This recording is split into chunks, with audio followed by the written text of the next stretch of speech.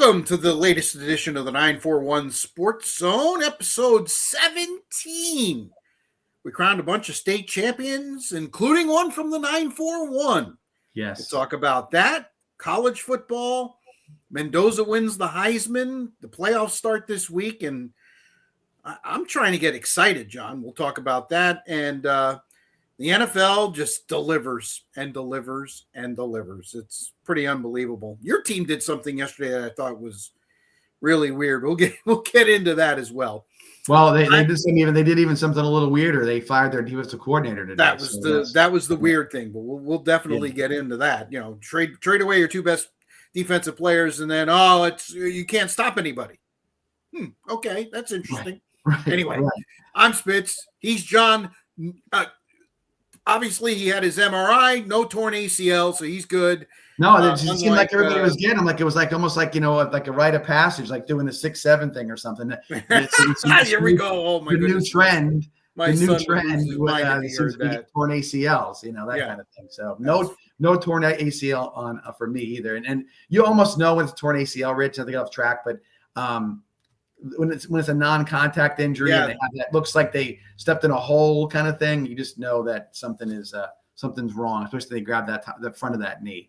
Yeah, Micah Parsons is who we're talking about. Patrick Mahomes kind of hit a little late, but they didn't call it. But wasn't anything vicious. He just took a bad step. Anyway, we'll get into all that. Yeah. 941 Sports Zone with Spitz and John Massoni, brought to you by Mighty Dog Roofing of Southwest Florida. Locally owned and nationally backed, delivering exceptional roofing for homes and businesses throughout the Gulf Coast. Give them a call, 941-251-4257, 941-251-4257. Well, this was the week Pitbull Stadium was going to get high usage, and all the championship games in classifications 1A through 7A took place this past week. The first team to hit the field was the Cardinal Mooney Cougars as they took on the Bowl School of Jacksonville. And John, listen, the 40-0 game at Cocoa should have been kind of a little bit of a clue. Right. This team was on a mission. They didn't even give Bulls a chance to breathe. They had a huge lead at the half and just cruised to victory, 52-28. Coach Clark and the gang bring home the second state title in 3 years. Congratulations to the Cougars of Cardinal Mooney. They had more dudes than anybody could cover or do whatever the situation. 2 quarterbacks. Okay, let's start with that. 2 quarterbacks that you didn't see a difference when either one took the field. And that's hard to say at the high school level in that case. Running back who's a 1,000-yard rusher, guys, 4 or 5 guys who catch the football and make plays after the fact. The defensive line that was as good as anyone I've watched this year. I was hoping to play see the game against Miami Northwestern and Venice early in the year that got rained out because their D-line for Northwestern was supposed to be stout, and of course Venice's D-line was a very stout D-line as well. But no, I mean tip of the cap. Very happy that we've got another football state championship here in the 941 area code, Sarasota County to be specific. And Coach Clark, congratulations to him on putting together a program now that should see themselves as perennial winners. This is, again, you talk about breaking these glass ceilings. We talked about Port Charlotte with their win to get to the state semifinals and putting on a great show in the semifinal game that they moved up the ladder. Cardinal Mooney now has an expectation of being there as well. So that's another one as well. Venice as well is in that category, looking to be, expecting to be there. And I can tell you that when you start to expect to be there, it starts to get a little different culturally. And this is all cultural kind of things in and amongst any program, baseball, football, basketball, whatever it may be. Once the expectation is you're supposed to win, it's hard for the next group to not figure out the same way. That they a little bit more belief, which means a lot in high school sports, starts to creep in. I'll use the Venice volleyball 25 straight district championships. It's not like, oh, we're gonna hope we win the district. It's like when we win it, there's no doubt. That's ingrained in them. So Yeah, he's the Cardinal Mooney Cougars football team is moving in that direction of maintaining a presence in the state championship rankings. And I thought, John, their schedule was a good one because they challenged themselves, but they didn't overextend themselves. They played we talked about this several times. They played St. Thomas Aquinas, who ended up winning, and we'll talk about their state championship. They played Aquinas in the kickoff classic and hung with them toe to toe. They played the team from Cherry Creek, Colorado, who I think won their state championship as well. I'm sure they did. They do it a lot. 3-point game, tremendous. You could do a lot of self-scouting when you lose, and you talked about it. There's not usually many good losses, but when you can self-scout yourself, that's a positive. And then, usually you have a game that challenges you in the playoffs. They just 5 blowouts, basically. No challenge whatsoever. And you're right. I think sometimes one thing that's changing a little bit now with the new classifications that came out. I think that the smaller districts that came with an 8-tiered ranking or classification, squeezing one down away from it, you may see more like 5-team districts like you did in the past. So having to go out and search and find games won't be as big of a problem. It's going to be now those other 6 games or whatever it turns out to be that you got to schedule. You can give yourself a variety of national power type teams, and then keeping the local rivalries healthy as well, and get yourself challenged even without having to go to major extremes to get those challenges taken care of.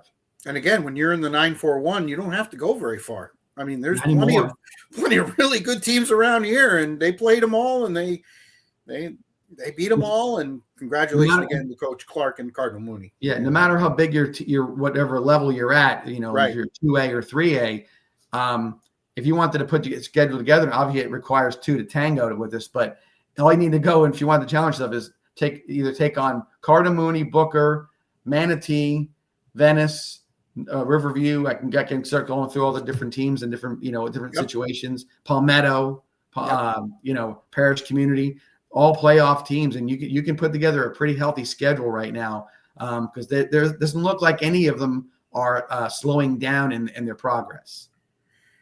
John, I wanted to ask him. We were going to have Coach John Peacock, and he had something come up last minute, and hopefully we'll get a chance to talk to him in the weeks to come. Oh, we will. Yes, and he has promised to be. He enjoys it. Yeah, he's promised to be a little more. What's the word I want to use? A little looser, I guess. Yeah, I would say that when you do whatever other media you do, your name is attached to it. Sometimes you tend to be a little bit more reserved in your commentary. And I'm not saying it's going to be anything earth-shattering, but John has some good opinions in there, and he's a good way. He has a very interesting way of projecting that. So we'll definitely get some of his opinions on a lot of different things. Although I will tell you this, I don't talk golf with him anymore because he doesn't seem too interested. So he got tired of golf one time, and I said, all right, I won't bring up golf unless it's an absolute top of the line story we need to discuss. All right, so Lake Mary, of course, eliminated Venice last week. Very close game there. A couple of plays that could have went either way. So Lake Mary plays Vero Beach. Final game, by the way, at Pitbull Stadium. The final game, the 7A, Saturday night. Some weather involved. Vero Beach got off to a 21-3 start. Looked like it wasn't going to be much of a game, but Lake Mary hung in there, battled back, got it to 27-21 late in the game. There was I believe 5 seconds left, and they were in Vero Beach territory, but barely. And they completed the Hail Lake Mary, as they're calling it now. Yeah. And it was an unbelievable play because the ball didn't reach the end zone, and they had to actually do, I believe, a handoff to work. But boy, I'll tell you what, it looked beautiful. And Lake Mary gets the state championship that they wanted last year when they got beat by Venice. They win 28-27 over Vero Beach. John, you were on the sidelines. You're with Venice. Give me your thoughts. Is this, you feel good about it? Are you angry about it because that could have been you? I'll be honest with Give me the you. feelings. I'll be honest with you. When it's all said and done, when you have an opportunity to get to a state championship or win a state championship, you can't have too many factors, if you want to call it that come into play. You've got to play clean football. You've got to do, you got to make the plays, make the tackles, in order to get there. So they made plays. Okay, they made a lot of plays in the game against Venice. So if it turned out to be that a few factors came in that may have fallen on their side to in regards to some calls, there's always going to be that factor, and that you have to eliminate in some way or another, either by your play or just overcoming it in some way or another, right? So no, I wasn't looking at it, or I think any of us really looked at it and said, well, darn it, we weren't there. That could have been us. That would have been that kind of place. No, I think you look at it and say, hey, let's see how they perform next. You'd like to see the team that beats you. They don't have to win, but they have to perform. That says, hey, that it wasn't an anomaly. They are a good football team. They did some things, and they've been there for 2 years in a row, state championship. That's there's something to be said about that. So tip of the cap to them. Good for them. But the sequence of events that you laid out, that to let everybody know, we turned it off with 1:25 left because there was going to be kneel downs or some form of running the clock, and then maybe a punt late with less time or whatever. But I've never seen a situation where a 21-3 lead became the conservative nature of what Vero Beach did. That's a game looking back, and you'll say, it wasn't a performance thing. It wasn't a outside factor. We lost that game. Right. And again, it came down to there's some minor controversies coming out of that game that supposedly, and I guess it maybe was true, but it's high school football. There's no replay. That the receiver who caught the ball stepped out of bounds on the way down the field, and maybe that should have been a penalty. There was also it was iffy if you could say that was really a lateral or maybe just more of a sort of a hot potato handoff in some way, but were they actually behind each other in one way? But even with all that being the case, there should never have been a point in time where you lost that game, going back to being 21-3, and even to make the decision. And, I'm going to say that I would have made a decision. I'm not going to call any be right or wrong. I understand the weather's a factor, but to take a safety, give Lake Mary 2 points, you took away the opportunity. If you just punted the ball or it was a bad snap or whatever it was, the best Lake Mary could do was tie you. Correct. You give them 2. Now you bring losing into play. You brought it in. Nobody blocked the punt. You just said run backwards. Now we get a free kick, but you get a free kick from the 20. So now you're 20 yards further back. They're always going to get great field position. And the one thing that in the game that being on the sidelines at Venice, we were concerned about, Rich, was number 4. He's 6'5". He's got great hands. I would not want Venice to get a lead late and have any time left on the clock for that kid to jump up and make a play. Because who else is going to jump? What other guy was 6'5" on the team that could do that? You know what I mean? So you gave them a platform or a way to win it, and guess what? They did. They kicked the door in. So that's that right there. Is to me seeing it again after the fact, but seeing it anyway and seeing how it was described, it was almost unfathomable that could happen in that situation, but it happened. Look, there was other conservative things done. Their quarterback, who was a very highly touted quarterback, was hurt in game 1. He came back for the state championship, and that 21-3 lead was built on him throwing the football. Mm-hmm. Again, mind you, I know the weather was a contributing factor, but then he wasn't playing a good portion of the rest of the game, maybe again, injury or whatever it may be. So many little things, decisions that are made in a context of a game like that. And Lake Mary, again, plugged along. Whatever Vero Beach did right or wrong, they gave Lake Mary that path. They took it and right down to the last second fought their way to a victory. So again, tip of the cap. They did what they had to do. The 6A and 5A games were no contest. 6A West Boca Raton. Is that a team we played in the past at Venice? No. Okay. They drubbed West Broward 31-0 to win the 6A title. 5A title goes to, I know this is going to shock you, St. Thomas Aquinas. What was How many in a row is that? They played Lakeland. It's like right. That's a yearly occurrence that they're there. Just to say this, I heard that Lakeland's attendance was terrible in that game. Maybe they knew something that we didn't.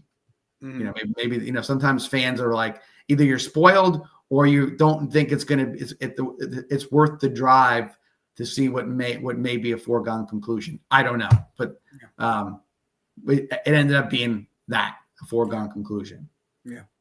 4A American Heritage, and there's some controversy. Do they have 5 losses? Did they have 6 losses? I saw both listed. The official game program said they had 5, but they rallied past Orlando Jones 33-28. Jones had a lead in that game, and American Heritage rallied. And there's another team with a great pedigree, and they've broken the ceiling before.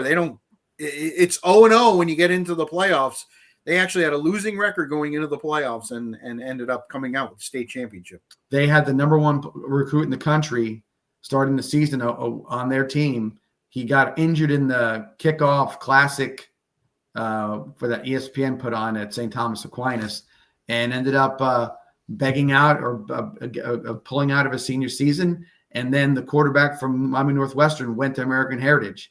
So what do you know? He leaves a Northwestern and still wins the state championship up the road at American Heritage. So, Orlando Jones is another one of those teams that has figured it out. I think you're going to see them as perennial powers as well. 3A, Raines School of Jacksonville, edged Miami Northwestern 23-22. John, you told me this is a rematch from last year where Northwestern ended up winning the game. So Raines gets revenge. I think it was 31-0 even last year. So a big turnaround, and you can draw the comparison to Venice and Lake Mary. You know, it was a 52-19 victory in a state championship game. You lose in a state semifinal game next year.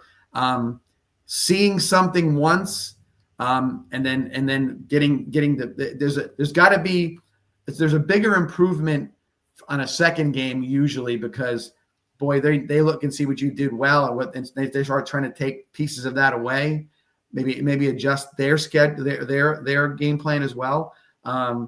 So then Raines did a great job of figuring out what exactly Northwestern did well, and lo and behold, another nail biter last play of the game win too, by the way. So it was a heck of a game. They did it again what they had to do, but a very, very tight game that Raines pulled out at the very end. Interesting. Wonder if Northwestern's quarterback doesn't transfer. Does Northwestern win again? I mean, they've got to be thinking about that, no? Well, a little bit of that, but the experience of the quarterback, but they replaced him with a 4-star sophomore quarterback. So he was all right. Yeah. They were okay. He's got a couple more years. Yeah. They'll be okay. Yeah. No, we don't need to have a drive for them or anything. They'll be all right. Yeah. They're good. And then the 1A game was a little bit of a surprise to me, at least. Cardinal Newman beating Chaminade Hollywood 17-14. I remember when Chaminade came on the scene, and Venice actually gave them a game like their first or second year when they were just trying to get things together. Yeah. Now they're a perennial power. They were expected to win that game, at least from everything I read, going away. And Cardinal Newman shut them down. The Cardinal Newman was in the lead. It was maybe not as close as the score indicated, 17-14. It was a very late touchdown by Chaminade. But Cardinal Newman, two schools that probably know each other pretty well. And that probably helped a little bit, having that understanding of what Chaminade is about and the players they have. So, but again, you never know. A situation like that, there's a lot of pressure in some of those situations where you're expected to win. I think sometimes that can cause issues. Sometimes some of these teams that go into these games play a little freer because they're not expected to win. You know what I mean? I know Chaminade, they started a freshman quarterback which is not something you see too often. No. And so, I mean, his first experience as well in championship games. And I don't know if I know Chaminade was very good, but they weren't as good as they were the last few years. Okay. So a little bit of that, maybe the inexperience. Cardinal Newman knows a little bit about them. Maybe not as good, that kind of thing. So, but either way, it is an upset, and congratulations to Cardinal Newman. And there you have it. And there's another year in the books. As you mentioned, they did the reshuffling of the districts, and they eliminated 7A. So there's actually only going to be 6 state championships next year. It'll be interesting to see how everything lies as we, get look into everything. And obviously, there's going to be somebody who won this year who's going to have to face one of the teams that won in another classification, and it's going to make things that much more difficult. It's just clogging up the works a little bit more. Yep. So there's no doubt about that. One other thing, Rich, I when Coach Peacock comes on here with us in a week or two or whatever he gets back in, we can get him back in here. Talking about that top 8 teams in the state playing for a state championship, of sort of a super championship, if you want to call that. So right. The top 8 teams in the Max Preps rankings, that may be something that comes up. I don't know when, where, how. It could just be something that's sort of been tabled and look at, because again, it can be pulled off. It doesn't require anything special. They could just say, we're going to do it. And that's what's going to happen. So we'll see if that does take place. If it does, boy, it makes things a lot more interesting and for a lot of different teams. We'll see how that all shakes out. All right. We'll definitely keep an eye on that. So there you have it. High school football in the books for 2025. And you're, of course, watching and or listening to the 941 Sports Zone, and we certainly do appreciate it. Again, we're on YouTube, Facebook, X, and wherever you can get your podcast. And it is brought to you by the good folks at Mighty Dog Roofing of Southwest Florida, 941-251-4257. Again, 941-251-4257. Give them a call. All right, college football. And I kind of, after the show on last week on Monday, I was like, we didn't talk about the Heisman really. No, you're right. And go ahead, Rich. Go ahead, please. I was going to say it's because there was it was a shuffling of players all year round. Now that's going to happen. I get that, especially when we start talking about Heisman odds in the week 1 kind of thing. Yeah. But if you looked at it, nobody really. There was a big push. I had my what's bugging me when Gus Johnson acted like a maniac when Mendoza beat Penn State. But I thought that was sort of ridiculous. Right. But otherwise, there's just been like, well, he's doing well, and he's doing well, and he's doing well. Nobody really sort of captured anybody's imagination as to what was going on. I think about Heisman Trophy winner. I think about when Tim Tebow was a Heisman Trophy winner. Or when Cam Newton was a Heisman Trophy winner, that kind of thing. Johnny Manziel, I mean, for the troubles that Johnny's had, that he's still a Heisman guy. I mean, his story isn't clean. He's not a clean bill of health kind of guy, but it's a great story. So where was the story? Okay, where was the story? Well, I'll tell you where the story was, John. It was we had a quarterback from Indiana and a quarterback from Vanderbilt. Right. And then we had a running back from Notre Dame and a quarterback from Ohio State. And they finished 3-4. Fernando Mendoza wins it, the Indiana quarterback. Listen, they're 13-0. He had that game against Penn State, to me, was a signature. He made a couple of – his receivers made great catches, but he made a couple of tremendous throws late in that game. And, of course, Indiana finishing undefeated, beating Ohio State in the Big Ten championship game. I know – I was sad to see this. Diego Pavia, after the ceremony on Saturday, posted a couple things on the internet that he apologized for on Sunday, thinking he was kind of robbed. But listen, either way, I don't think you could have went wrong. But Mendoza won it. His speech was unbelievable. It really was. It was from the heart. Interesting kid. I mean, listen, you're going to have a high draft pick. You want him as your quarterback, John? No. Okay. No. All right. So here's why. And Go I'm ahead. going to make it. Here's my comparison. I said about these quarterbacks. And look, there was I heard something today that only 10 Heisman Trophy winners are Hall of Famers. Yep. Okay. There's a reason why in a lot of cases, because Heisman Trophy winners, it is very much a team award more than people want to give it credit for. Okay. So with that being the case, I feel like Mendoza is this year's Gino Torretta. Wow. Okay. Gino Torretta, great team, right? Went to the national championship. Okay. I would call it a pretty talented Miami team, but nothing again, but that's who he is. He's Gino Torretta. And I'm again, Gino Torretta is a great guy. I'm sure he's a great person. He well deserved the award, but it doesn't translate that how his game is going to translate to anything that's more than a pedestrian, a starter who maybe gets a couple of years more in as a backup. But that's what I see with him. I don't see where he is going to be a dynamic player. Right. I'll use an example of a guy who I don't like as a player, which is Josh Allen again. But Josh Allen is a high ceilinged athlete who is willing to take risks. And Mendoza to me looks like a guy who's playing at his top level right now. Okay. He's peaking. Okay. That's fair. And there's a lot to that. And so you look at it and say, okay, so this is where he's at. Do I think it translates into a pro? Look, there's a lot more guys who are a lot smarter than I am when it comes to scouting, but they're not. I guess what's what I'm looking for? They're not. They will find ways to make the penny look shinier. Okay. Oh, he's got a high spin. He did this. Look at this. Look, they're looking for everything that's they can make it so they can say, here's the number one pick. And don't think that that's not being generated by the school that he's at, right, the agent that's going to hire him, or is his agent now for NIL deals.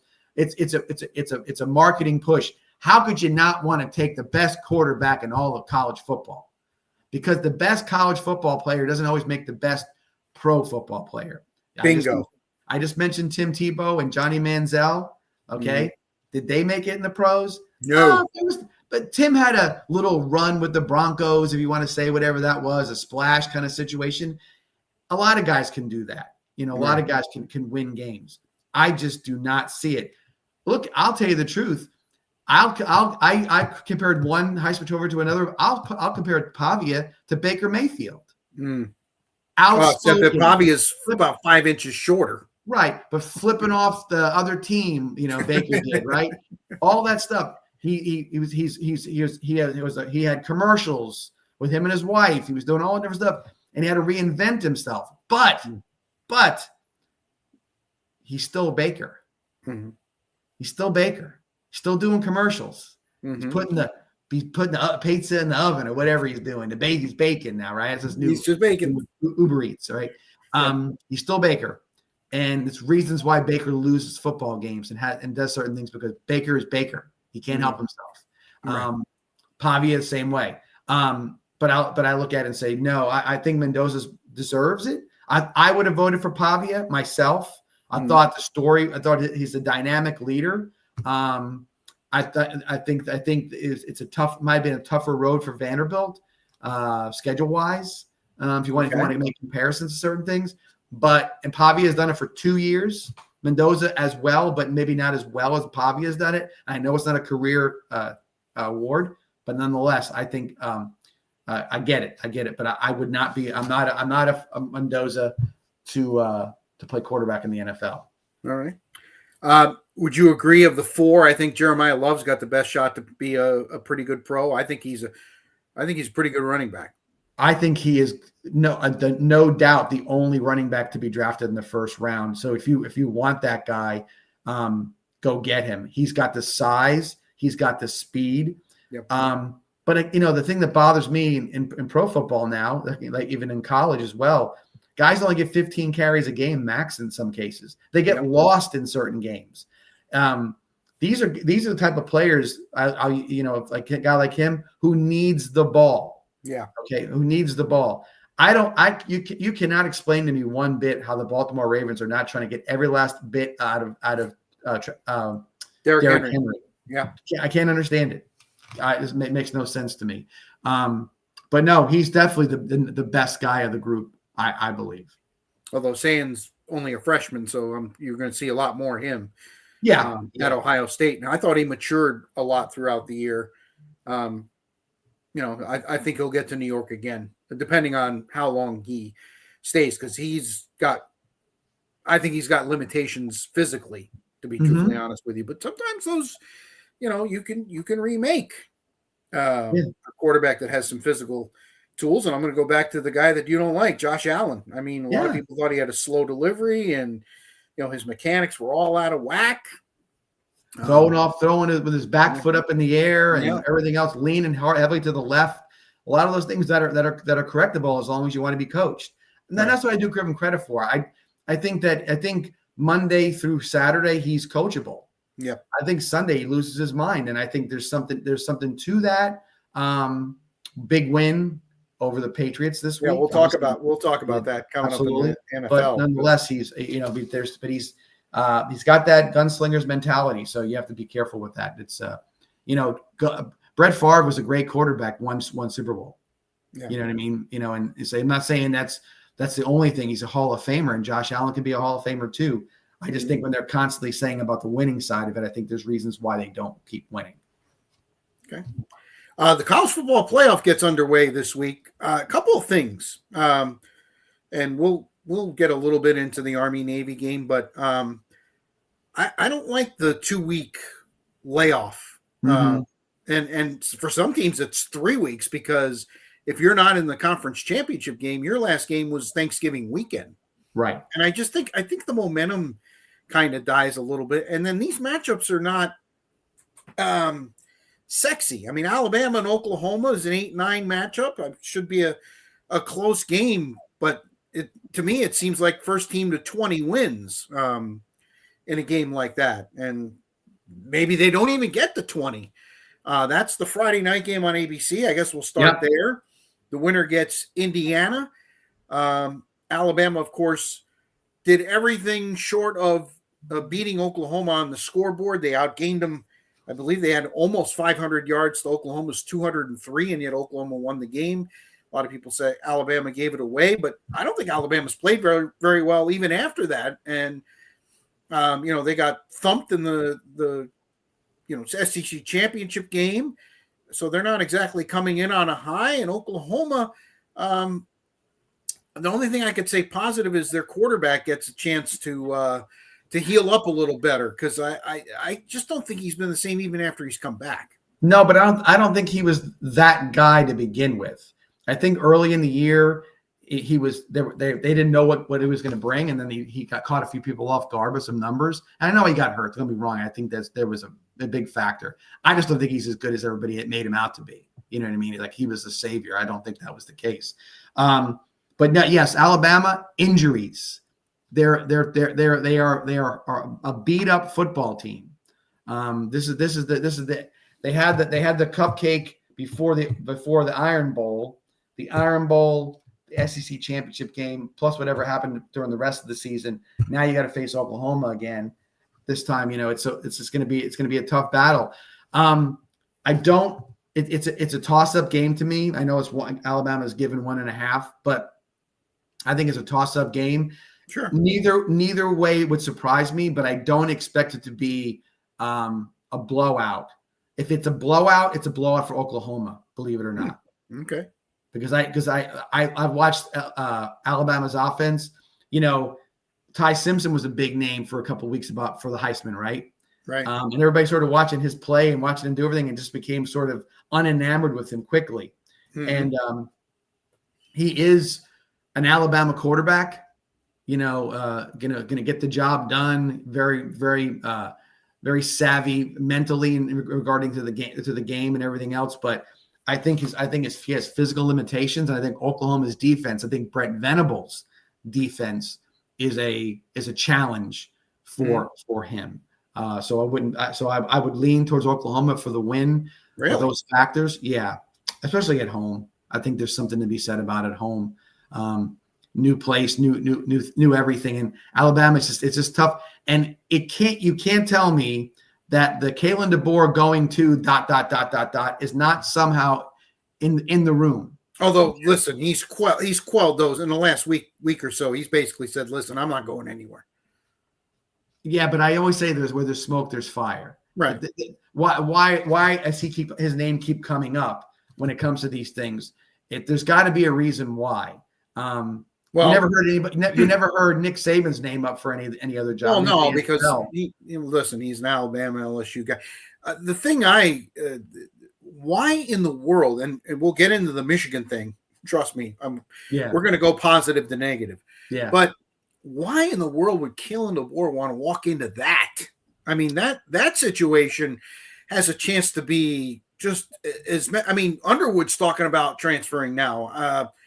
They lose him, and I think Michigan could be on a downward for a couple of years. So right now, the head coach is Biff Poggi. Yes. Okay. For the second time this year, by the way. Right. Biff Poggi was St. Francis Academy's head coach. Very well thought of guy. Used to cut his sleeves off.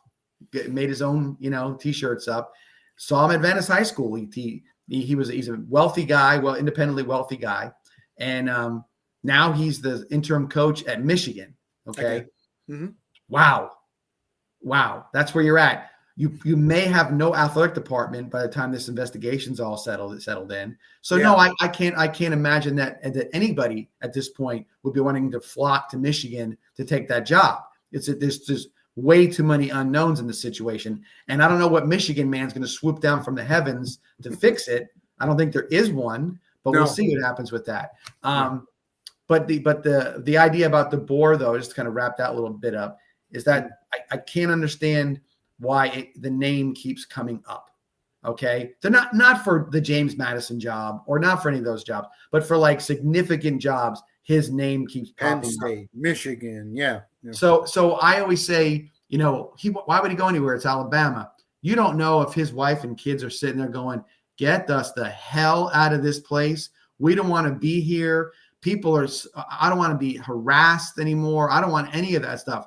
You came from Washington, and I'm not saying it's docile there, but I can't imagine that people are like sending hate mail to the coach, on a regular basis, or the kids get your dad doesn't know what he's doing. He lost to Florida State. Who knows how bad it got after that first loss to Florida State? Who knows? So someone out there has got the idea that there's potential for this. So we'll have to see if that is the case. But the Michigan job, no. If he takes that job, he really wants to get the hell out of Alabama. Yeah, I guess. All right. The other playoff games, there's a triple header on Saturday, but the best game is the game that starts at noon, 11 a.m. College Station time. And there's a reason for that. The NFL has decided that this would be the great weekend to start our Saturday schedule. Right. And we got a pretty darn good game at 8:15 that we're going to discuss between the Bears and the Packers. But Miami, Texas A&M, 10-7 game. Texas A&M, this line's pretty much been vacillating between 3.5 and 4. Last I saw today, 3.5. A&M, their last game on the field was the Texas game, so they are got to be chomping at the bit. Miami, of course, didn't expect to be in, or maybe they expected, but was unsure until about 12:30 on Selection Sunday. I know we've talked a lot about you're not a big Carson Beck guy. You and I are both waiting for the shoe to drop with A&M. Where do you go on this game? If I'm going to just take a look back take a week away from the season and look at the game, the schedule and the games as a whole, I think that A&M is a 2-touchdown favorite. Okay, wow. Because while they didn't play very well against Texas, this look kind of funny.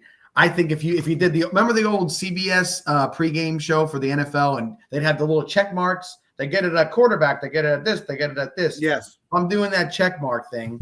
Quarterback, A&M, check. Running back, A&M, check. Wide receivers, A&M, check. Okay? You're going to go down that whole list. The A&M should check almost every box, including a big check mark at coach. Okay? I think Elko is really good. However, it's Miami. However, they're going to try to slow things down. That they're going to play that game. If they play a game equal to their game against Notre Dame, I think that they can win the game. I don't think it's like a foregone conclusion. But if I'm just looking at it purely analytically and looking at that situation, it's A&M winning the game. Now, I'm not picking that game because I don't like the week off either. I don't know. I'm not, like I said, I wouldn't want to pick that game because while all those check marks on paper play out, there's still something that seems a little weird about A&M. I don't know what it is, but something seems a little off with them. But we'll see. I would, if I was a betting man, I'd stay away from that game. Okay. Well, I like A&M in that game. And by the way, I'll go on record. I like Alabama in the other game. So I like one home team, one road team. And then the games that are going to get lost on TNT, 3:30 on Saturday afternoon, a rematch of a game in the regular season that wasn't much of a game. Tulane and Ole Miss. Ole Miss is favored by 17.5. They are missing Lane Kiffin. I don't know how much. I think we're going to get a clue as to how much that really is going to matter coming up on Saturday. And, of course, Tulane got a little chip on their shoulder because a lot of people think they don't even belong in this game. Florida's new coach, he's still coaching at Tulane. Give me your thoughts on this game. I think there's too many distractions for John Summerall. The Florida job, while you can say, I'm only going to be here for a little bit, it's like walking into when remember the end of Close Encounters when they walked onto the spaceship? It's okay. And his big smile, he ain't coming back. Right. It's going to be very tough for him to pull off a win with the distractions that he has as the head coach of the University of Florida against an Ole Miss team that I think is highly motivated. You got a guy off Lane Kiffin's staff who I promise you has been saying since the minute he's been in every chance he get, we can do it. We are good. It wasn't the coach. It was you. I will show you the way. The guy calling the plays is the same guy calling the plays. Charlie Weiss Jr. is going to be here. We're all in it to win it. We're all going to get – the only guy not getting a ring is Lane Kiffin. We're getting our ring. So I don't and by the way, this is the game I'm going to pick. Ole Miss is going to win that game. I think Tulane will give them a shot.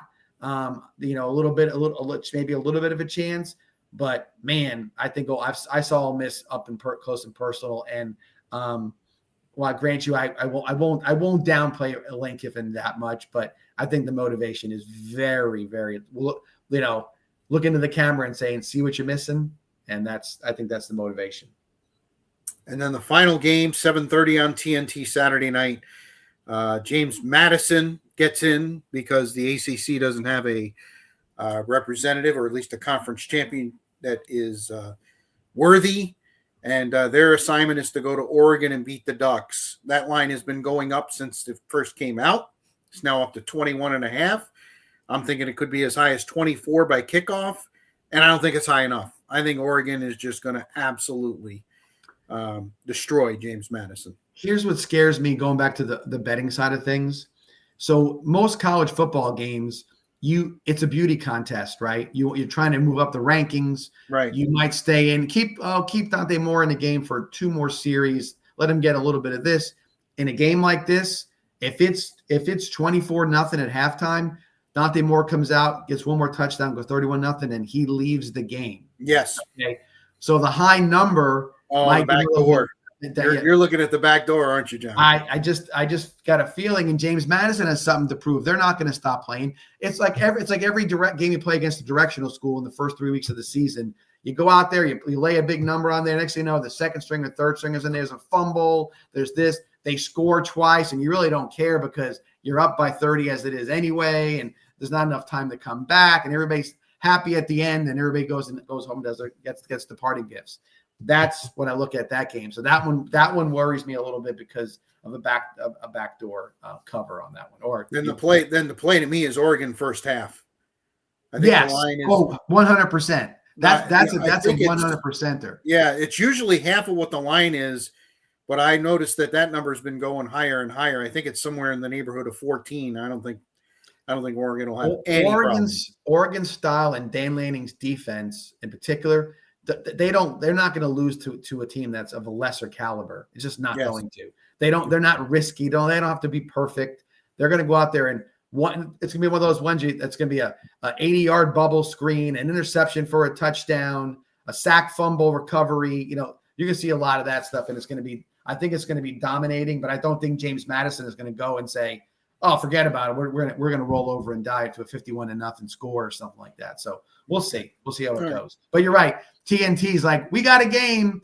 I don't know if that's going to be on any TVs longer than 9:15. Yeah, no question about it.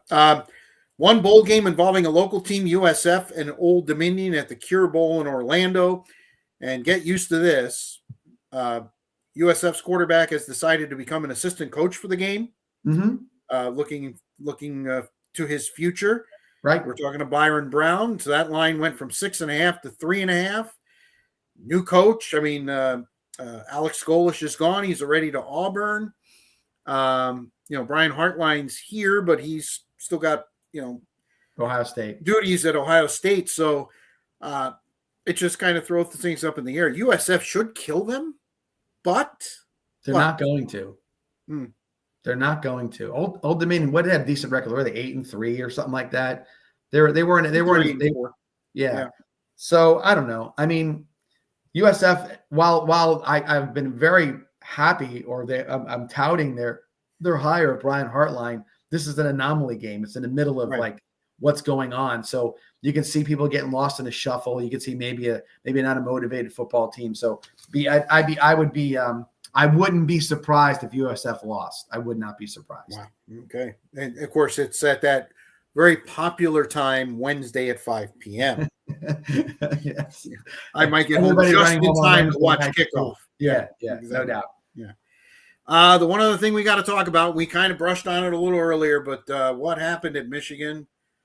Holy smokes. Sharon Moore is facing some really hard time for what he did. Fortunately, nobody really got seriously hurt because there was a while there that a lot of people felt Sharon was suicidal. Also could have done something very serious to those involved. Boy, the spiral since Michigan won the national championship. I mean, everything is just kind of, and I'm listen, I'll tell you, out of, showing everybody I am an Ohio State guy. I don't like this, but I mean, everything from the Connor Stallions thing, they cheated. Now you have this. I mean, it sounds like Ken Dillingham might be the guy, Arizona State coach. That's where they may have to end up. I just mentioned a little while ago, Bryce Underwood is seriously considering getting out of there. I'm sure Tom Brady's working on him as we speak. Former Michigan guy he is. That program is, Penn State's looking and going, well, we're at least better than that. So, Rich, there's always hard to laying blame, in a scenario where it's a personal issue that's really sort of exasperated a lot of other things that gone along with it. But I'll ask you this question: where would you point a finger at and say this is where this whole thing started to unravel? Where would you say the unraveling began? Harbaugh was still there. I think Harbaugh was still there. I think yes. I think Ward Manuel, their athletic director, I'm surprised he's still employed. So there was a talk that he had been fired, but I think that's been quelled. But I mean, so they used to use the term Michigan man. Right. What exactly is that now? Right. So Seriously. here's the deal. So you said exactly what I was going to say. It all starts with Jim Harbaugh. Mm-hmm. Okay. He came into town, and everything he did right off the bat was pushing the envelope in some way or another. He got him the natty, though. He got him the natty. No, listen, that's what it was. They couldn't stand, for as much as Ohio State couldn't stand Michigan, beating them every year under Ryan Day. Boy, they couldn't stand seeing Ohio State being as good as they got. Okay. Mm-hmm. Jim Harbaugh from day one. Well, I'm gonna have spring practice at the IMG Academy. Oh, okay, that's a new one. I can have it anywhere I want to. I can do whatever I want to do. Jim Harbaugh is sleeping in a tree fort with some kicker in California. Jim Harbaugh's doing that. Jim Harbaugh's doing that, right? Jim Harbaugh has got assistant coaches in disguise on the sidelines of the Central Michigan game. Okay, trying to steal signals. Okay, all this relates to Jim Harbaugh. Okay, the athletic department letting Jim Harbaugh do whatever the hell he wants to do, right? And so what happens? Ooh, wait a second, the fire's getting hot here. Oh, the Chargers need a quarterback. A coach. I'm out. And then everybody went, wait a second. And I use this term as I'm not trying to be specific, but the head guy the head gangster left. Yeah. Now what do we do? Who's the Don? Who's the guy now? The main guy left. Oh, you know what? You know who the best foot soldier was? It was Sharon, mm-hmm. right? He cried on TV for him, against Penn State. He ran the ball, didn't throw the ball once in the second half. He's a Michigan man through and through. He's the next guy up.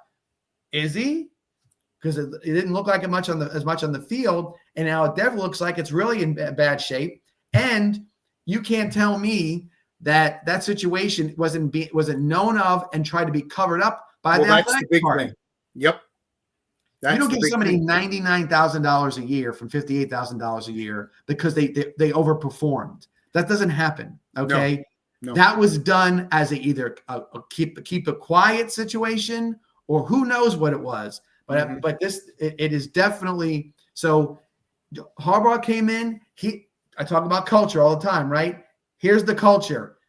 Whatever it takes to win. Look the other way. He's the best guy at acting dumb I've ever seen in my life.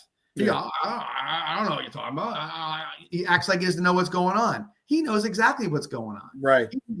He's no dummy. There's no doubt about it. But in college football, he came back.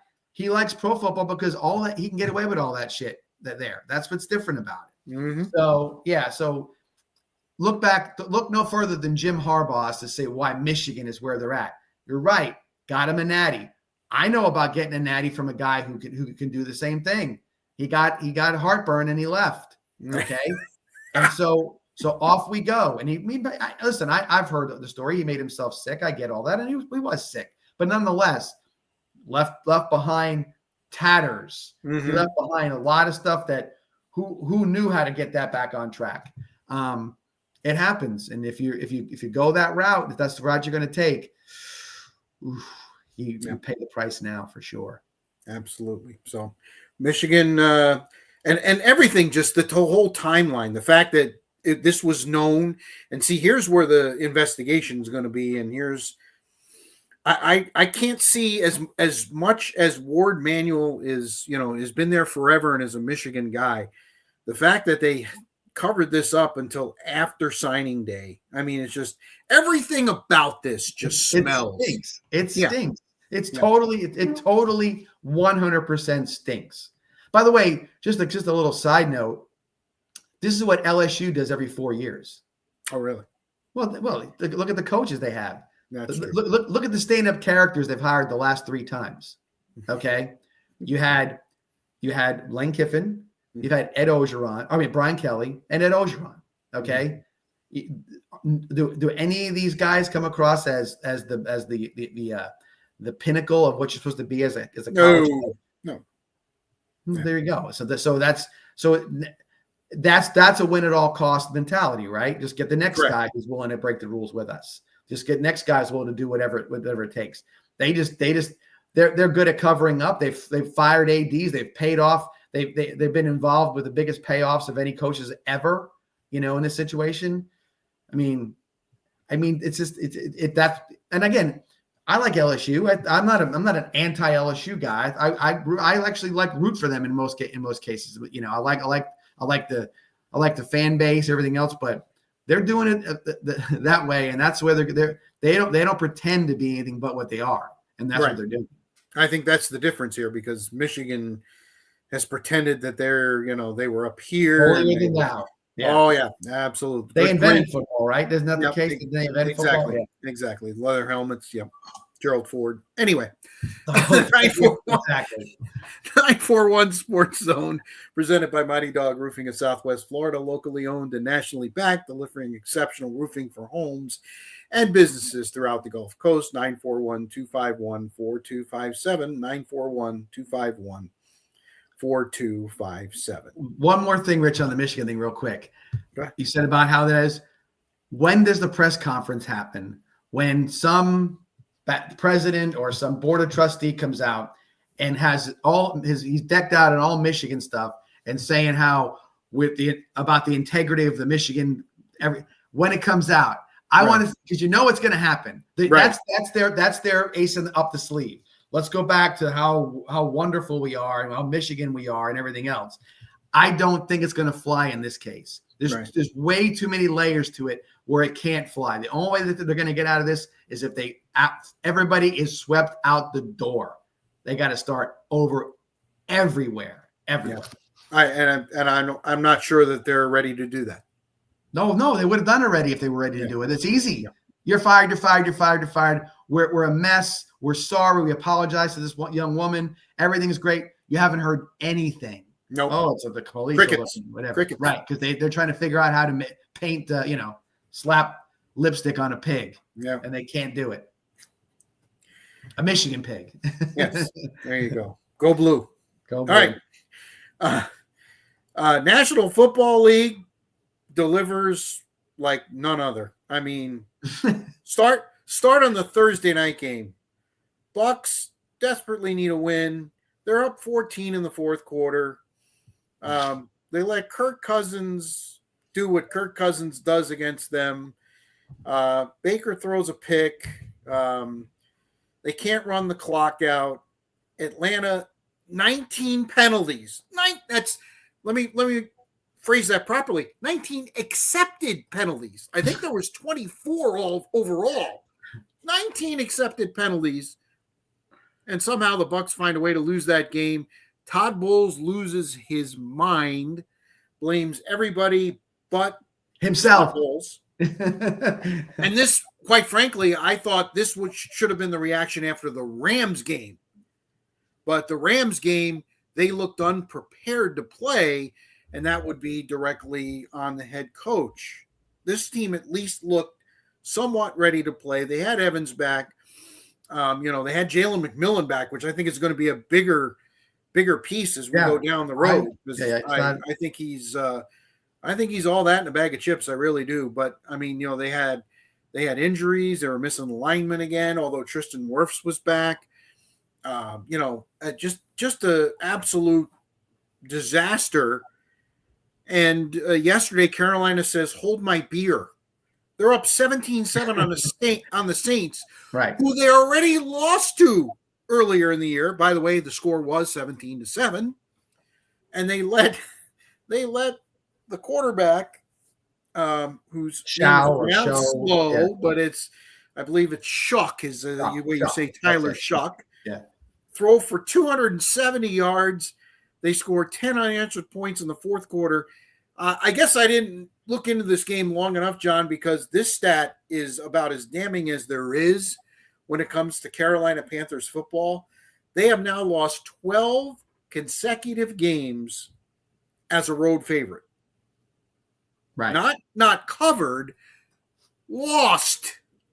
It's unbelievable. And so here we are. The Bucks who I Friday morning I was like, this thing's over. I don't even want to make the playoffs because we're just going to get embarrassed in the first round, and now it's Monday, and I'm like, oh, all right, well, maybe. I mean, the two teams play twice in the next 3 weeks, including this Sunday in Carolina.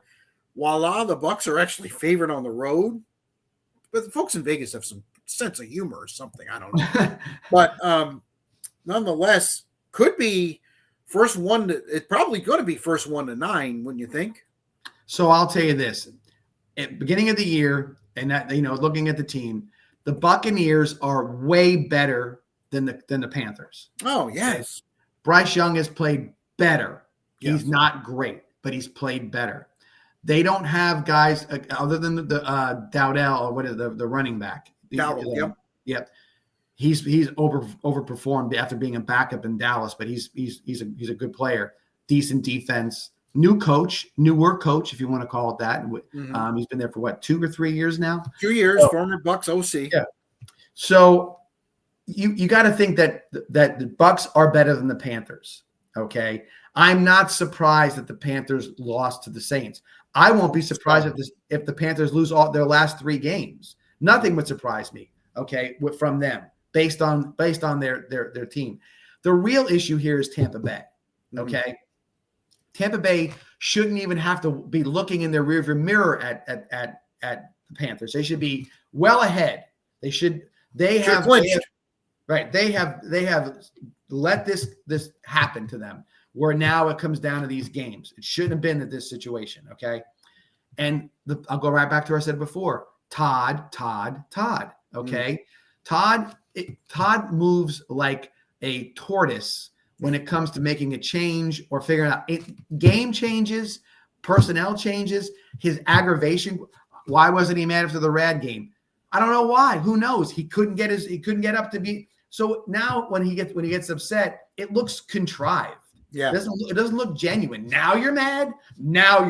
Okay. This is what gets you mad. Look, Mike Evans was on the field for 1 game, right? He was the most upset guy I've seen. Yeah, he was. Right? He was pissed. Furious. Where was that from everybody else 3 weeks ago? Where was it the other night? Absolutely. The only guy getting mad is the guy who hasn't played. Right. And everybody's like, oh. He's like, I worked my way back for this crap? No kidding. It's just, and you look at it and you say, where is the kick in the ass for these guys? And by the way, I don't want Baker being the guy kicking people in the ass, because Baker will just keep kicking people in the ass. You know what I mean? He's not the guy, I think, who's mature enough to be the quote unquote only leader. Okay. There's got to be other guys in the room, and Baker can be part of that. But the real leader has to be the head coach. And I got to think something that, speaking of Todd, I think Todd Light, as a general manager, is looking around and might be thinking to himself, what are we doing here? Are we wasting this opportunity? Are we going to be Baker and with Abuka and McMillan, and we don't have Evans anymore? And, looks like, how much longer does Godwin have? Is Rashid White going to be on the team next year? I mean, he looks like he's, okay here and there.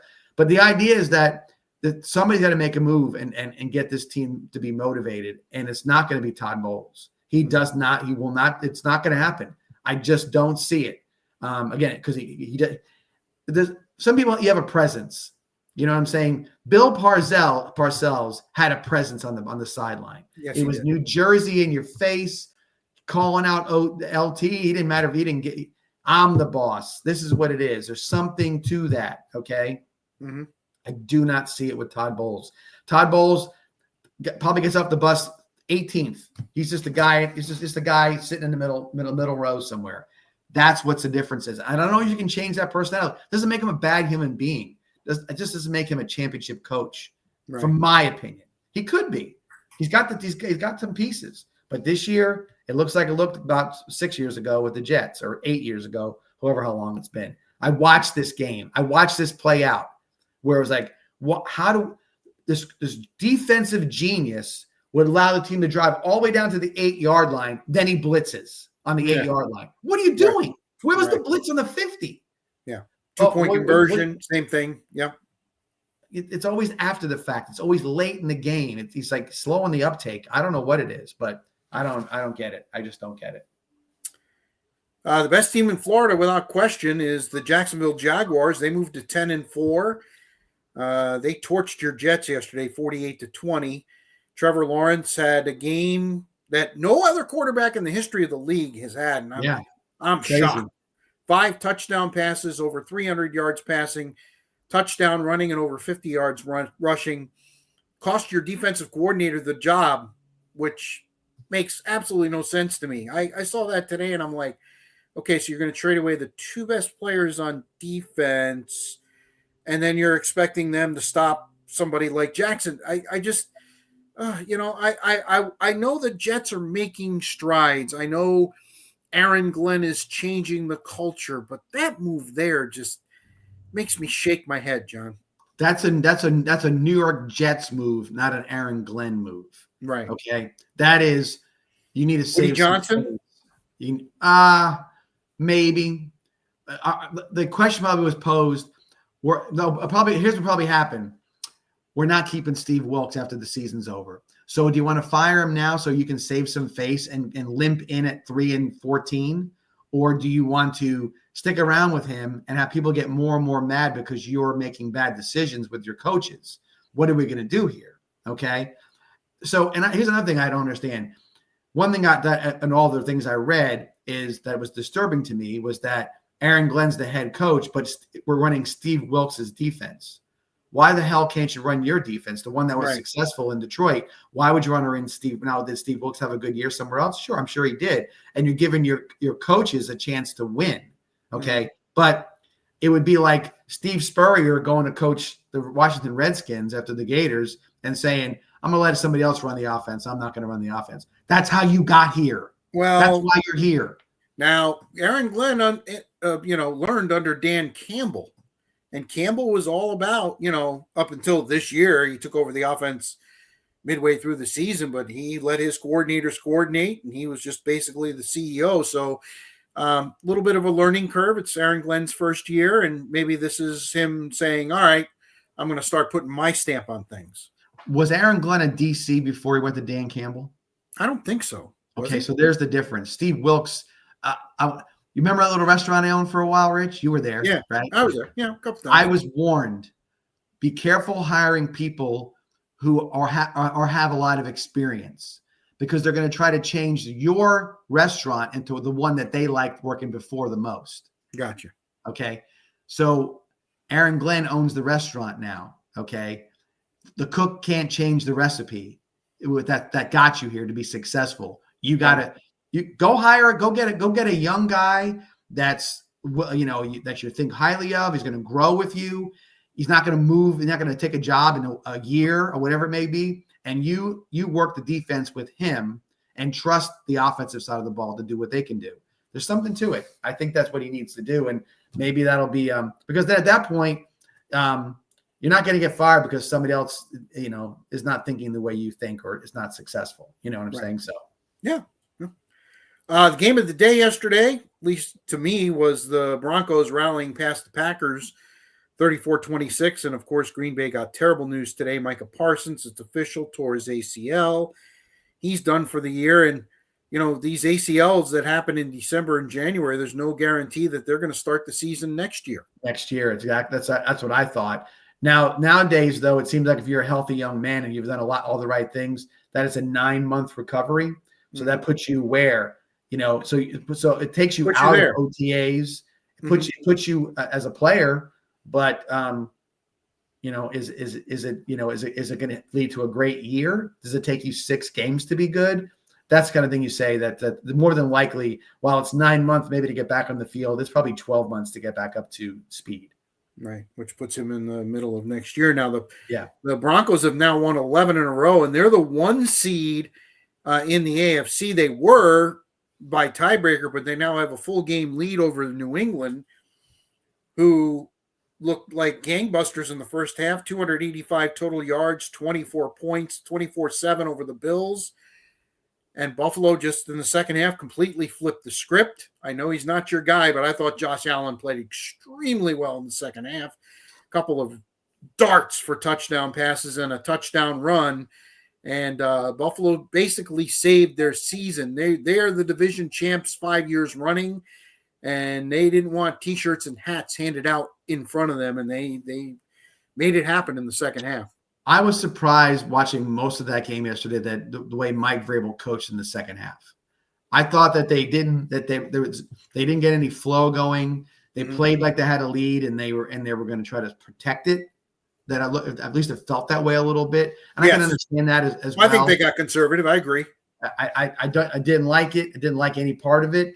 You knew Buffalo was coming out with their season on the line to go crazy, and rightfully so. And Josh Allen did play very well in the second half. He did a great job. But I thought the Patriots really disappointed me. And that's hard for me to say. Like, what do I care, right? Stupid Patriots won 1,000 Super Bowls. Another one. But in that way, in that game, it looked like the Patriots sort of just they just kind of lost. Once you lose your momentum, it's kind of hard to get it back. Yeah. I don't think there's any question about that. Let's see what else we're going through. Obviously, the Chiefs are done, and Patrick Mahomes is done. Another torn ACL. Apparently, he's getting a second opinion. To me, you have to get under the knife as quick as possible so you can start rehabbing. I don't like that at all. You're right. What? Even if it's minor, it's a partial tear or whatever. Whatever you got to do to get back to get it right, because you know what's going to happen. It's going to be a full tear. You're going to turn it into a 3-year project as opposed to 9 months. Go do what you got to do. They're doing the right thing. If, you can't be. I'm sure you're not afraid of having surgery. And nowadays,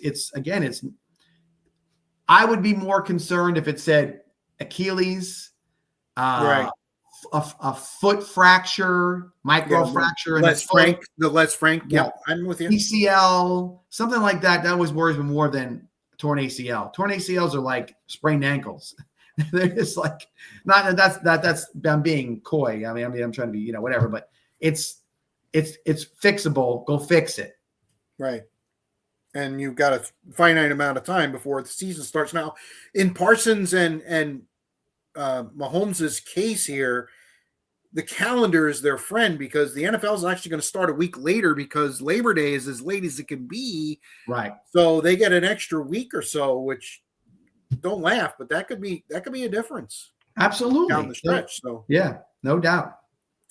By the way, Green Bay's loss coupled with the Bears destroying the Browns 31-3. Can we stop talking about Shedeur Sanders now? He had 3 picks. Bears make him look silly, and the Bears are back in first place in the NFC North, although their remaining schedule real hard, is kind of brutal. They start the Saturday night game with the Packers, and they end with the Lions. They give the Lions a chance because if Chicago loses one of the next 2 games, then that final game, if the Lions beat the Bears, they would probably beat out the Bears. Right. Well, like I said, whatever the Bears do for the rest of the season with a new head coach, and there's no way they could be disappointed. I mean, if you don't make the playoffs or something like that, but what a turnaround! I mean, they're the story of the year so far. The Bears, they've beaten good teams. They've beaten the teams they should beaten well. I mean, Cleveland's not good. They made them look bad. It's what you're supposed to do. What you're supposed to do, right? So I totally believe that. So I just think that the Bears, even though their record might be better than other teams, they are just not ready for some of the teams they were going to face in the playoffs. I don't think that's the case. We'll see. I was sold for the Philly game when they went in and kicked the crap out of Philadelphia and did it physically and ran the ball for over 250 yards. That to me was like, hello, the Bears have arrived. Right. I totally agree. So yeah, I'm very impressed with the Bears. The Bears. And I'm very impressed with the Rams. I think the Rams are a very, that's very where I was going next. They were down double digits in that game against the Lions, in a game the Lions had to have. And they lose Devontae Adams to boot, who he might be done till the playoffs. That hammy did not look good. it looked like for a minute they were going to lose Puka Nacua too, but he came back into the game. But Matthew Stafford, and listen, I have not been a Matthew Stafford fan, and I got a chance, when the Super Bowl was in, real quick story, Super Bowl was in Tampa, again, the Super Bowl 43, Pittsburgh and Arizona. He was the number one pick, and he was on Radio Row, and we got a chance to interview him. And I mean, he's a great kid, but I always thought that there was something missing there. He is getting better with age. Yes. He played yesterday. They fell behind 10 points. No panic. Dotting the ball all over the field, mixing in the. I tell you what, first of all, he's got a great coach. Sean McVay is a great coach. Yeah. Might be the best coach in the game right now. Right. But he is taking his game to the next level. And I am excited for this Thursday night game coming up. Rams at Seahawks. Winner's likely going to be the 1 seed, and the loser is likely going to win a trip to Tampa or Carolina. I'm going to go back to what you said about McVay. McVay, when you watching this rebuild, what it was, and you lost Aaron Donald to retirement. Cooper Kupp is gone. I can name off more than that have been replaced. Right.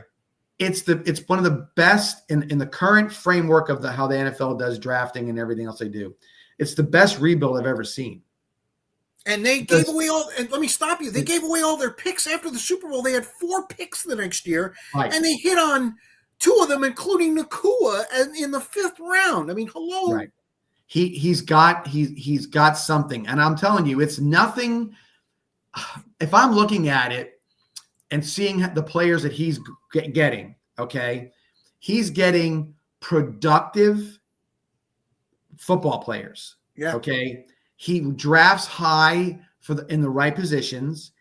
Getting Matthew Stafford, okay, as his quarterback. To me, remember what you were saying to me? Well, when are we drafting a quarterback for the Jets? I don't want to draft another quarterback. Just go get one. When you want the one you want, go get it. Here's my quarterback. Here's this. Here's this. Here's this. I got this guy. I'm good. You start from there, and it all spreads out from there, okay? Yep. He gets productive college offensive linemen. He gets whatever it may be. He's got 2 running backs that Corum is looking better every week.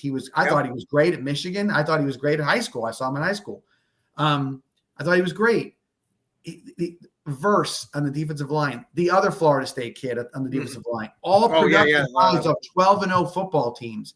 He's not finding, and I grant you this. I'm not trying to downplay but he's not taking chances on guys. Right. He's getting solid guys. Who's the best player on the Tampa Bay Buccaneers? That's a good question. Wirfs. I think Wirfs is the best player. Yeah. When Tampa got him, he was a solid Big Ten guy. They said he's athletic. He can play both positions, right or left tackle, everything else. He wasn't, man, if he's good, if he can figure out how to step left and right and do this, he'll be an all-pro. No, he was a great, solid college football player. McVay gets guys who produce, okay? And that's what he does. And they produce, and they find a role, and they do what they need to do. They sprinkle in a guy here and here. Devontae Adams could be what OBJ was for a little bit, right? They know they figure it all out. They don't win every time. I don't get that, but they get good quick. And they were the only team that gave Philadelphia a game in the playoffs last year, in the snow, no less. Right, and in the context of a football game, they know how to make adjustments. They're not just personnel people or building product people. They are football coaches first and foremost, and they do a good job with it. This is no different than this success. Look at Belichick. His success was similar to this. How many number 1 draft picks did he take as quarterback? The answer is 0. 0, right. He got Tom Brady in the 6th round, famously, right? And so they figure this stuff out. They move guys in and out. There's something to it, man. Yeah, and how other coaches don't see it, or other whatever. Why would you not look at the gold standard and say, maybe we should do what they're doing? No, heck it. I got a whole new idea, you know? Yeah, no, I'm with you. Like I said, I'm looking forward to that game, which almost wasn't as good a game as it was going to be in a battle of two teams with the same record because Seattle struggled with old man Rivers. Great story. Well, it's Great an unbelievable story. His kids watching the game in Alabama, his high school football team, he throws a tutty and they go berserk. Absolutely. He actually engineers a drive that gets them the lead late, and his idiot kicker kicks the ball out of bounds. I know. Gets the ball on the 40. All Sam Darnold has to do is complete a couple of passes, and then it's a 56-yard field goal. He still had a chance at the end, but the Colts have really just they've lost 4 in a row, and they're done. They're done. But Seattle gets the win. Boy, it looked for a long time like they were going to lose that game. It's a great story if he wins, but it's still a great story nonetheless because he shouldn't even that shouldn't have been a game. Plucking a guy off his couch after he coached a high school football season is no matter who he is. But they must have known something because Rivers probably said, "If you ever need me, just like Teddy Bridgewater, I can give me a call. I throw a lot in practice to the receivers. Who knows?" Yeah, excellent. By the way, the Rams open up a 1.5 favorite at Seattle for that game on Thursday night. Ravens shut out the Bengals. This team, the Ravens defense, was heading towards giving up 600 points, and somehow they shut out Joe Burrow and the Bengals. Now, I know T. Higgins didn't play, but come on, they have plenty of other weapons. That game is all Cincinnati. They don't show up sometimes, whatever it may be. And I don't think it's Joe Burrow's fault. I think there's other factors in that whole situation. Although he's saying he's not having fun. Yeah. He had to walk it back, but could he be your quarterback of the future? Listen, if how many draft picks? Cincinnati would be the perfect team to do that with because Cincinnati is absolutely that team to do it. Oh, well, you get Joe. We want a number one in each the next 2 years, and you keep the rest of the stuff and whatever it may be, and we'll give you Justin Fields, whatever who knows. But I'm telling you, it would not. But you say that if I'm the Jets GM, I'm thinking of these things. Guy's not happy. What's going on with him? What about this? And personality wise, I think Joe Burrow might be able to handle the New York media pretty well. You think? You think? I think he's got that little, a little swag to him. Yeah. Go. The Monday night game, which will happen as we record here in a little over 2 hours. Steelers try to stay even with the Ravens, hosting the red-hot Dolphins all of a sudden in Pittsburgh. It's going to be anything but red-hot temperatures in the teens. But that didn't seem to bother New England, or I should say Miami last week when they went up to the Meadowlands and throttled the Jets. Yeah. The Dolphins still have an outside chance, but boy, they got everything breaking the wrong way on Sunday. Texans winning, everybody in front of them basically won. So do you feel like the Dolphins though are like they're like a very delicate sort of like a little China like glass egg or something? Yeah. They're just it's all gonna all of a sudden it's just gonna break and that's it, and everybody's gonna get fired and they're done. Well, I don't know. If they win tonight and they go to 7-7, I think people are saving their jobs. But if you're a Dolphins fan, that's not what you want. That's not what you want. No, you don't want that. That's bad news. Yeah. All right. I think Philadelphia just clinched the NFC East. I know they need to get one more win. Just saw something on the crawl that Jaden Daniels is shut down for the rest of the year. Yeah, there's no reason for him to play. He's right. For him to go out there for a couple of games, it's crazy. Yeah. So Philly started as a 6-point favorite. That's likely to go up. Although Mariota's a capable quarterback. They get to play the Commanders 2 of the next 3 games. We can bury the Cowboys, by the way. Yeah, they're done. I watched the open of that game, and Tirico turns to Collinsworth and goes, "You really think the Cowboys have a chance to run the table?" And he goes, "Yes, I do." And I just was like, okay, well, I'm going to turn the sound down for the rest because apparently he's been drinking before the game. Anyway, The Cowboys are just going to do what they're going to, and they're not built right. 8-1, baby. 8-1. And they made a big deal about getting Quinnen Williams, and I get it. He's a good football player, but it's not going to change the Cowboys. That was nothing about that move changed anything for the Cowboys. Nothing. Yeah. The Saturday games, both on Fox, thought that was kind of interesting. Philly and Washington at 5, and then the Green Bay Chicago game at 8:20. That should be a doozy. I like the Bears in that game. I really do. I think, I think they'll play a more complete game. They were a no-show in the first half against Green Bay a couple of weeks ago. I think that changes myself. I can tell you this, and we saw it yesterday. The Micah Parsons injury had a real effect on that football team. A real effect on that football team. So I don't know what you're going to get. Sometimes if you're grieving, so to speak, you want to play harder, and sometimes you don't have the will to do it. That was the piece to the puzzle that was going to take them to the top of the heap, and now all of a sudden it's gone. Yeah, and you see how it goes. So interested to see how they come out of this. I don't think it'll be well. I think they'll be playoff team, but I don't think they're not going to thrive with this happening. All right, some of the big games on Sunday. Buffalo, it's big for Buffalo anyway. At Cleveland, got to go and take care of business. They're favored by 10.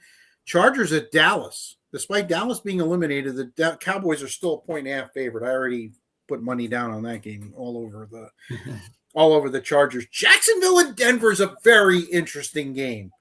Currently, the 1 seed versus the 3 seed.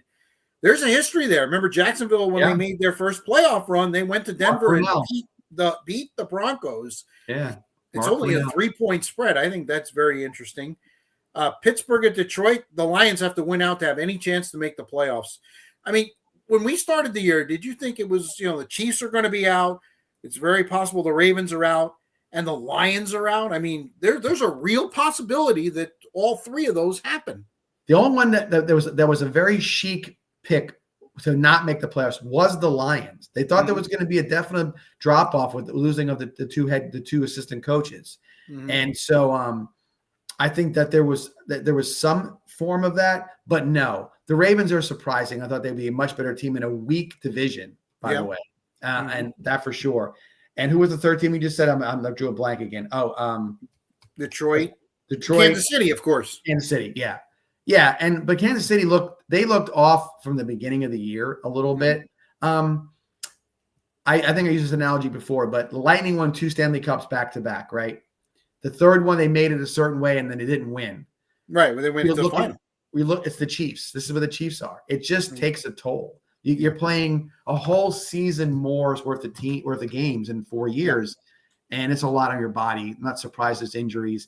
I'm not sold on their receiving core either. He makes guys better, but these guys are brittle.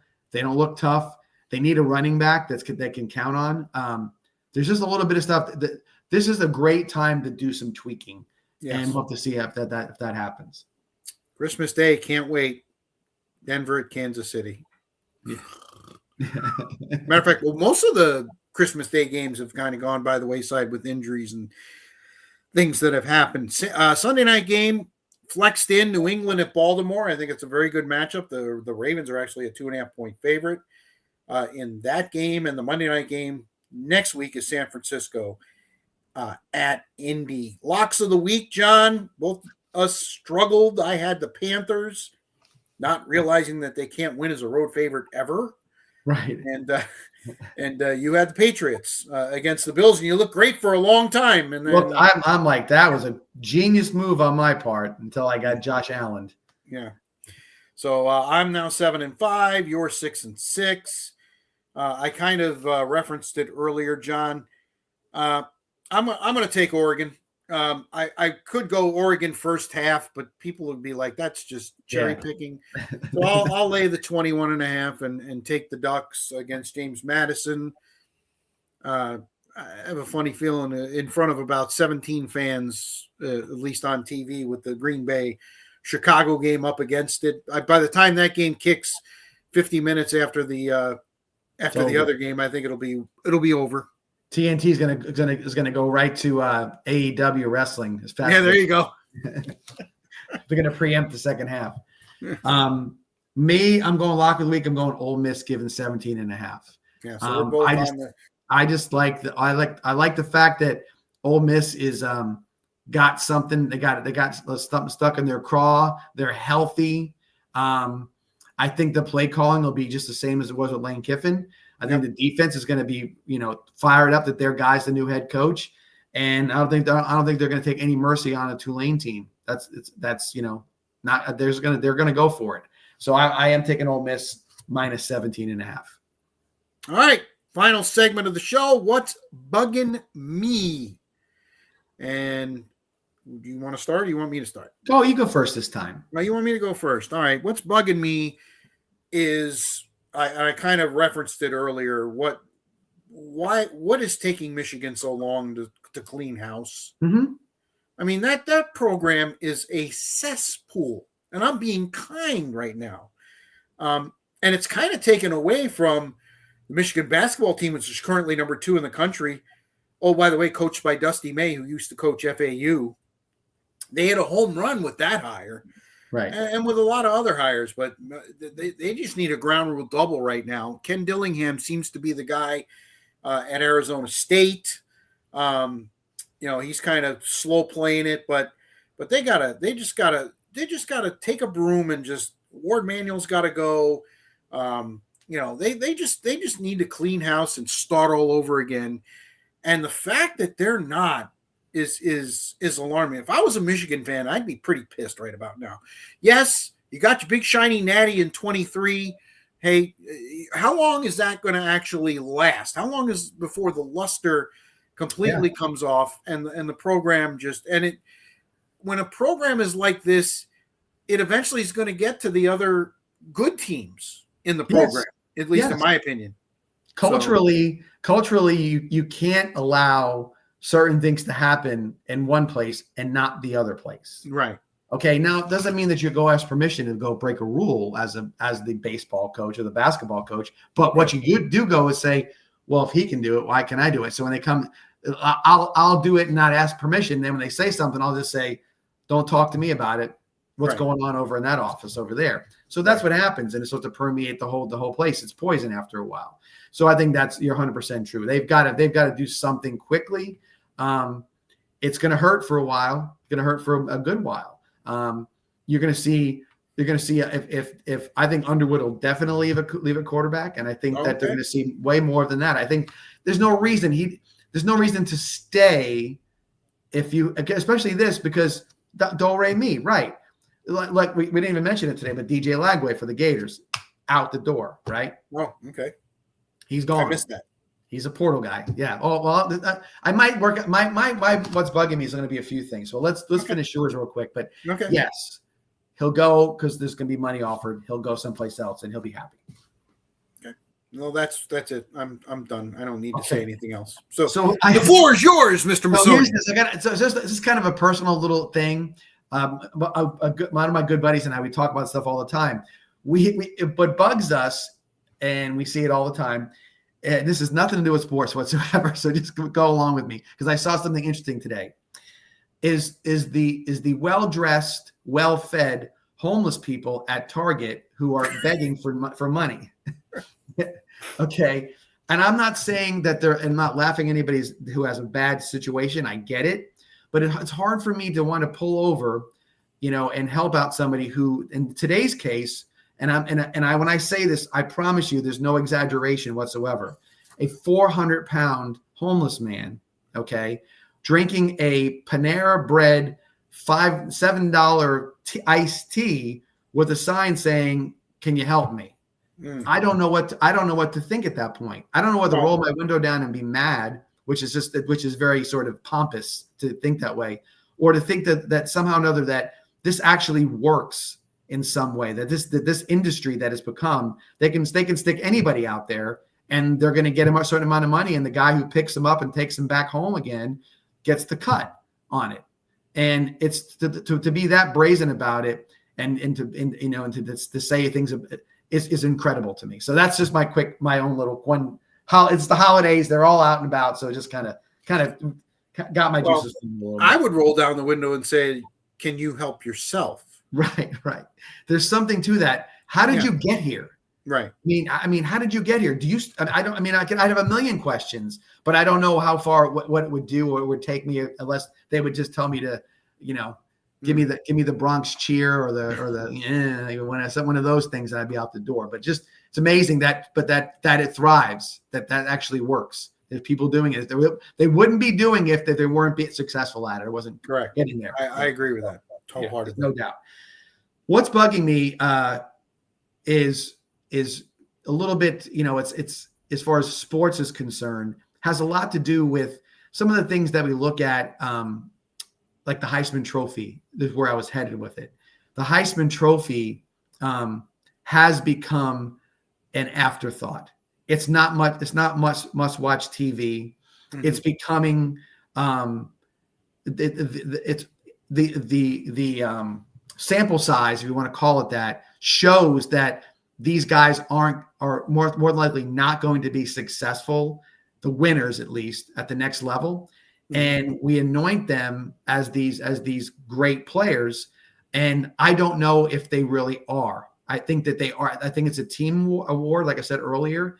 I think that it is something that gets more run than it's worth these days. I don't think the story is it's become very analytical. You're on a winning team. You had this many yards. You did this. You did this. You did this. When I think sometimes it can be more about what you did with what you had. In some cases, it's become ESPNized. Mm. It's just it's a TV show. Is what it is now. And it's so it bugs me that this award that has all this credibility and all this panache around it really in no means anything at all anymore. It doesn't have that same flair to it. Pavia doing what he did, I thought was irresponsible and immature to do what he did. Right. But in some ways, he's like, what were you looking at? I can, you saw that guy play, and I get it. But what about what I did? And I was the darling of the United States of America for how many years? And Mendoza was just like, oh, he played a great game on Fox the other day. There wasn't any of that same sort of pump, that same sort of build to it. So it's become a little bit of that. And unfortunately, I just think it bugs me that I don't care. It bugs me that it's an afterthought. And I'll be honest with you, if it was DJ Lagway in 2 years from now, I probably wouldn't care as much as well. It just didn't have the same feel to it, whatever that may be. By the way, DJ Lagway did go in the portal today. Mm-hmm. And by the way, what bugged me about that is he gave the same stock and same goodbye letter that everybody else in the country does. By the way, it's great. I'll always be a Gator. And as I know, give me the opportunity to show myself, and I bleed orange and blue, blah, blah, blah, blah, blah. But I'm going to go to LSU. Yeah, you know what I mean? Wherever. Right. So it's like, does it really bother you? So why don't you just say, hey, you know what? I was loyal to Billy Napier. He didn't coach me very well for 2 years. I'm not going to get a fair shake from a new guy. I don't want to be competing for anything because that's not the deal I cut. So I'm going to go to Texas Tech or LSU, where I'm going to be guaranteed the spot I can get, and I'm going to play one more year. Hopefully I'm great, and I can go in based on my numbers that I put or my measurables from high school. That's what's going to happen. So that's that as well. So, okay. And by the way, I don't want him around anyway, because to me, it's just the whole thing since it got rolled out. I think he was overrated from the beginning. He's got a great arm. He spun it. I was super excited, but man, his mechanics, all that, this does not look good. It's not good at all. So there you go. Yeah. A potpourri of what's bugging you here as we get towards the holidays, just as we record this, just 10 days before the big man comes into our lives. We're going to kind of expand this out now that high school football is done. College football will be into the playoff. And the NFL's got only 3 weeks left. So we're going to start expanding out a little bit. I'm just going to throw a couple of nuggets out there. I kind of mentioned it in college basketball. Arizona's the number 1 team in the country. Michigan's number 2. Duke is right up there as well. Florida has gotten off to kind of a rough start. Florida State's got major issues, at least from the local standpoint. USF, UCF, everybody's kind of mid when it comes to basketball in the state of Florida. Hockey, the Lightning have played extremely well. We're getting 7-game winning streak for a while there. Yep. Right at the top of the division, despite all the injuries. Vasilevsky hasn't played. I almost called him Van Beesbrook. Vasilevsky hasn't played for several games now. Yeah. Hasn't played for several games. They had a couple of other guys rotate off. Kucherov was out for a little bit, and yet they still are maintaining, although they can't beat the Islanders on the island. So, I mean, that's. So I'll just say one thing about the Lightning, and I hope they don't do what the Rays did with Joe Madden. John Cooper is maybe the best coach in the NHL. Yeah, not maybe. It's not maybe. I'm sorry. Yeah. He is. Yeah. And you watch him do what he does. He has a very Canadian, even-tempered manner about himself. But yes, but on the bench, he's not that guy all the time. Mm. That guy needs to retire a Lightning coach. Yes, I agree. No, there's no ifs, ands, or buts about that. He is that guy. And by the way, Rich, we're talking about the different nuggets. One thing, the thing about it is football just sucks the air out of the room. Oh, yeah. It doesn't matter what you can listen to another podcast or radio shows or things on satellite radio, whatever it may be. It sucks the air out of the room. Yes, it's hard to avoid it. And we're in a state that's crazy about high school football. We're in an area that has had an enormous amount of success in regards to the last few years in particular. So it's hard to miss. It's hard to pass on those stories because it's whatever it's on everybody's mind. And it's unfortunate that we don't get to really talk as much about volleyball and stuff like that in this time of the year. But so you're right. There's so many more things to talk about. And what happens is everybody has more exposure this time of the year. All of a sudden now it is, hey, look, guess what? There is a primetime basketball game on a Saturday, right. Not every football game in college football. And the same thing on Sunday. It eats up every bit of space on the sports calendar. Right. I'm sure if we were sitting in Great Britain right now, we'd be talking about Premier League, right? Yes. It would be all about Premier League. Maybe we're not talking about rugby or we're not talking about other sports. We're talking just or golf, whatever it may be. So there you go. Yeah, the golf season's about to start again. And get to the other side of the stuff. Although only one event in Hawaii. Yes. Only one event in Hawaii this year, which I think is kind of interesting. Well, they're trying to formulate something that goes along with what the Live Tour did. You know what I mean? You don't have to spend all this time going to play two golf tournaments in Hawaii. You can go do this. Right. And of course, there was also a problem with the one golf course that had no rain in Honolulu or in Maui or whatever. That was another big thing. Yeah. NBA usually starts their season on Christmas, but they've got this NBA Cup thing, and Wemby and San Antonio beat Oklahoma City, which is news because Oklahoma City tied the record. 24 of their first 25 games were dubs. Yep. And Wemby came back, and they're going to play your Knicks, the New York Knicks. Spurs and Knicks for the NBA Cup. I was like, that's interesting. So we'll see. I mean, if the Knicks won anything, they might throw them a ticker tape parade. Well, they hang a banner like the Lakers did. They have to. They haven't hung a banner in how long? They have to hang a banner. 73. And if the NBA is really truly all about this NBA Cup, they got to give them a banner, right? They got to do something with that. So a championship within a championship. We'll see how that plays out. By the way, you got to have Prime Video to watch it. It is on Prime. I do have that, by the way, so I'm fortunate. If you're an NFL fan, you got to have Prime because, again, you got 15 games a year on Prime. So of course, and then people tell me just get Prime and get all the free deliveries. So there's a lot of positives to that. Yes. Yeah, that's the one my wife works on. All right, that'll do it for this edition of the 941 Sports Zone. Again, we'll be back with another show next Monday. I think we're going to have a guest that we're kind of working on two. We have a few ones we might be able to land. Yes. Yeah. So, and they have some championship pedigree, both of them. So should be interesting. Yes, indeed. Yeah, it should be very interesting. We'll be that much closer to The NFL games are getting more important by the second. College football, the first round of the playoffs will be done, and then all the teams that got byes are going to play in major bowl games. We'll have some good matchups there, and we'll have that and a whole lot more to talk about next week.